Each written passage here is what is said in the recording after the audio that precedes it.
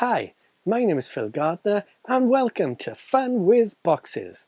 Well, today I am very excited to take a look at a game that has simply blown me away this weekend.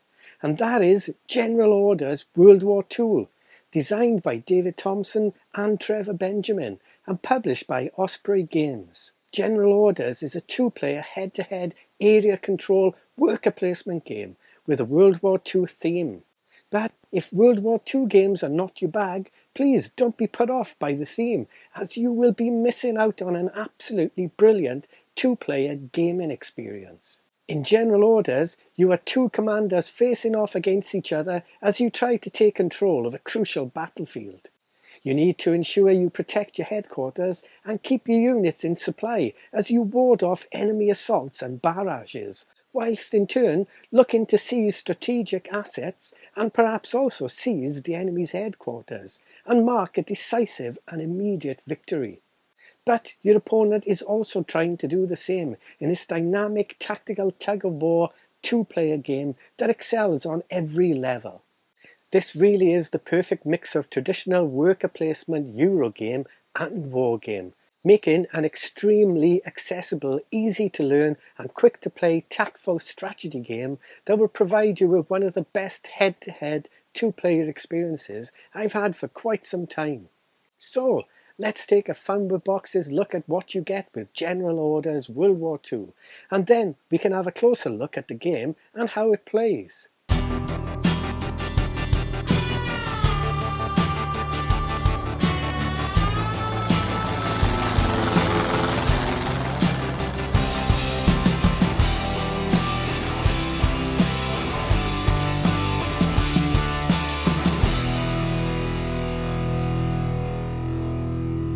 General Orders allows players to take on the roles of two generals, fighting in two different theatres in World War II, the Alpine terrain of northern Italy and the islands of the Pacific, and as such comes with two distinct modes of play, Alpine mode and Island mode, along with a double-sided map to play out each mode. Using simple iconography and easy to understand worker placement rules, each mode provides you with two distinct gameplay experiences that will throw you immediately into a tightly fought battle over the theatre you choose to play. The Alpine terrain is the recommended mode to start with, playing a few games in northern Italy before then flipping the board over and introducing aircraft and new mechanics into the game, as you battled in the islands in the Pacific. So let's take a look at how to set up an Alpine game for a battle in northern Italy. First, each player chooses a faction colour and takes a reference card. Place the game board Alpine side face up onto the table with the headquarters side matching your chosen colour facing you. Then place the support board to one side, again with its coloured matching side facing you. Take all your commander tokens, place 5 near your HQ by the edge of the board, this area will be your reserve, and place 4 into your standby area next to your support board. Take all your troops, and for each coloured circle matching your faction colour, place 1 troop in each area marked on the board, and place your remaining troops into your reserve next to your commanders. Next, take the operation playing cards and remove the 6 cards with the Pacific icon in the top right-hand corner. These are only used in the island mode of the game. Shuffle the cards and place them face down next to the board. And then shuffle the small area bonus tokens and place 1 into each of the marked areas on the board and put the remaining tokens back into the box. Place the 4 dice near the board and then finally take the round marker and flip it up into the air and catch it, hopefully. The faction that is face up has the initiative and will be the starting player. Place this onto the round 1 space onto the support board. And there we have the game set up and ready to play. The game is played over a series of 4 rounds, with each round having 3 phases. Phase 1. Deploy commanders.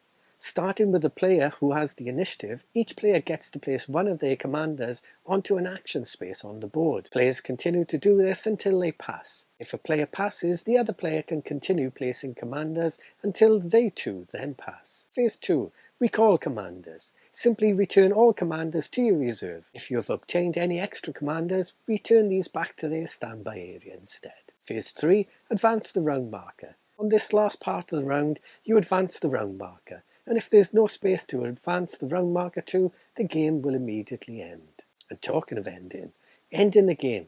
The game will immediately end after 4 rounds, or end if one player loses control of the HQ land area. If your opponent loses control of the HQ, you immediately win the game. Otherwise, at the end of the game, the player who controls the most victory points will win, and the victory points are the red stars printed on the board. Before we look at how the game play, let's cover 2 important and easy to understand concepts. Control. You control a land area if you have troops in it. Supply. A land area is in supply if the following is true. Firstly, that you control the area. And secondly, that the area is connected to your HQ land area through an unbroken line of areas that you control. These 2 concepts are the most important to understand in the game. Here is an example of supply from the rulebook. This is Blue's HQ with troops in it. This 2 hex area also has blue troops in it and is adjacent to the HQ area. So this is in supply. Similarly, this area has blue troops and is connected back to the HQ area through this control area and is also considered to be in supply. However, this area, although it has blue troops, is not in supply as it cannot trace a connected control path back to its HQ. Actions. You use your commander to deploy them to an action space and resolve the associated action. You cannot deploy a commander into an action space that is already occupied by a commander, and that's whether it's yours or your opponent's. There are 2 types of actions you can take, linked actions and support actions. The action spaces on the board are called linked action spaces, and the action spaces on the support board, support actions. First, we will have a look at the linked actions. Advance. To perform the advance action, you place your commander into a linked area that has the advance icon. There are 2 things to be mindful of in order to take the advance action. You cannot already be in control of the area you are performing the advance action in, and it must be adjacent to at least one other area that has 2 or more of your troops in it that are in supply. Then you take 1 or more of your adjacent troops and move them into this area. You can take troops from any land areas which are adjacent to the linked area, which you control and that are in supply. And very importantly, you cannot take the last troop from a land area. You always have to leave at least 1 troop behind. Following this action, if the target area is controlled by your opponent, then you will need to resolve a land conflict. Paradrop action. You can perform this action if the Paradrop icon matches your faction colour and you control and supply this area. First, you choose a target area. You cannot target your opponent's HQ or any land area with the Paradrop icon. Otherwise, you may target any area on the board. Then, you drop 2 troops from your reserve into that target area. Finally, if the target area is controlled by your opponent, you resolve a land conflict. Barrage action. The final linked action is Barrage. To take this action, you must control and supply the linked area, and the Barrage icon matches your faction colour. Then you choose your target area, which must be no more than 3 hexes away from the linked area. Then you bombard the target area by rolling 2 dice and total the values rolled. Remove that many troops from the area, returning them to the opponent's reserve. Support actions. There are 2 other actions you may take, and these are on the support board. You may take only 1 reinforce and or 1 plan action per round. You may not perform any of these actions twice in a round. Reinforce. Place your commander and then take the indicated number of troops from your reserve and place them in land areas you control and supply. When you take this action, there is a limit to the number of troops you may have per land area at the end of the action, and that limit is a maximum of 5 troops. If you do not have enough troops in your reserve to place, you may take them from areas you control on the board, but you always have to leave 1 troop in an area. Plan. Draw the indicated number of cards from the operation deck and add them to your hand, and there is no limit to the number of cards you may have in hand. If you deployed your commander into this action space and drew 1 operation card, and your opponent has the initiative, then you get to flip the counter over so that you will have the initiative and go first in future rounds. Conflicts. Land conflicts occur when troops are placed into an area containing opponent's troops. To resolve a conflict, the defender rolls 1 die and removes a number of attacking troops equal to the roll. They do this even if they are not in supply. Then, if there are attacking troops still remaining, each player removes 1 troop, that's both the attacker and the defender, until at least 1 player has no more troops remaining. If the attacker is the only player with troops remaining, ensure there are no more than 5 troops left in the area, discarding down to 5 if required. Place all troops removed during conflict back into their owner's reserve. Operation cards. Players collect these by using the plan action on the support board. These cards can be used in one of 2 ways. Take a look at the very bottom of each card and you will see this icon. This means that you can use the card to re-roll your dice. If you use it for this purpose, discard the card and re-roll all dice that were rolled. And you can use multiple operation cards on the same turn to continue to re-roll all your dice if you so desire, discarding them as you use them. But the operation card's main use is for its special effect detailed on the card. And just like re-rolling dice, you can spend multiple operation cards for their special effects on the same round. The only caveat here is that you cannot resolve 2 of the same special effects on the same turn. To use the special effect, simply follow the instructions on the card, which clearly tell you when a card can be played. There is a condition icon at the top left of the card. If the icon is black, this relates to you performing the action on your turn, and if it's red, then it relates to your opponent's action, triggering the effect. Once you have used your operation card for its effect, or to re-roll dice, place it into the discard pile by the side of the deck. The last thing to cover is the area bonuses. On the Alpine side of the board, there is a pre-printed area bonus at the centre of the board, and during setup, extra area bonuses were placed onto the board at random. If you control an area with an area bonus and are in supply, then you gain access to use that area's bonus ability. And here are the various bonus actions when playing the Alpine mode of the game. Depot. This allows you to add 2 additional troops when taking the reinforce action. Forward base.